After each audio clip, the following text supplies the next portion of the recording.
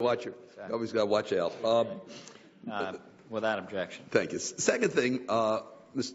Tillerson, I want to just underscore a point. We talk about in the office, this has come up several times, and that is you keep referring to the fact of your concern in regards to the Ukrainian sanctions that were imposed against Russia for their actions in Ukraine, that you were concerned that American companies could be at a disadvantage because of Europe being treated differently, the grandfather's clause, et cetera. And then we talk about leadership, and it was very true on Iran. And Senator Menendez took the leadership on this, that but for the U.S. leadership, we wouldn't have gotten other countries to act.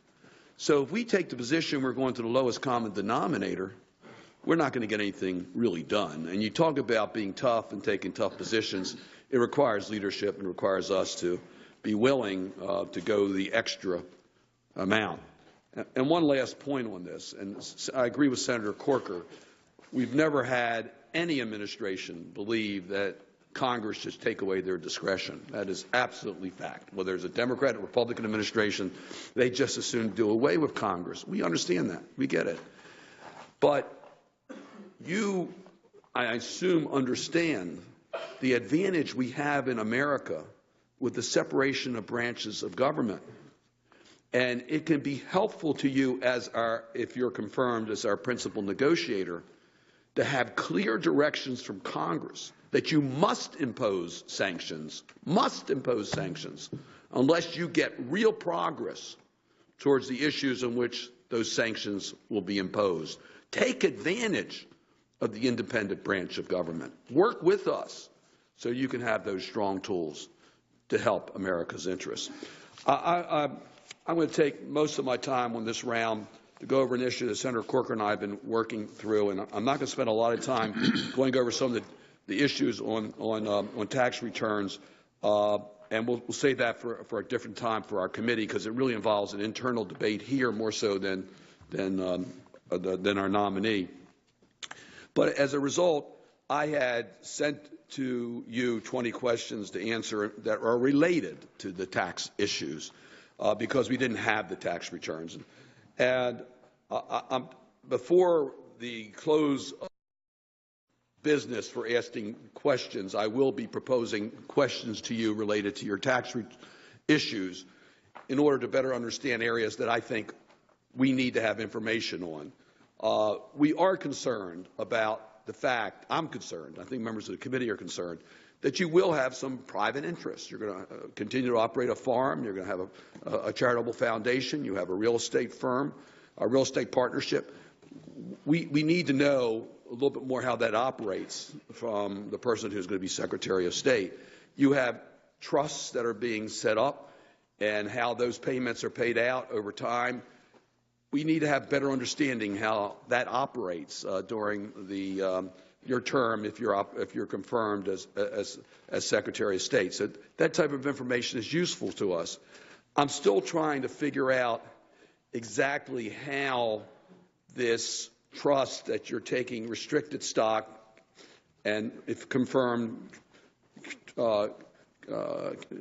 selling it to become, or they're putting cash in rather than the restricted stock, but then you are able to withdraw the funds from the trust in the same schedule as I believe as the restricted stock would have become actionable.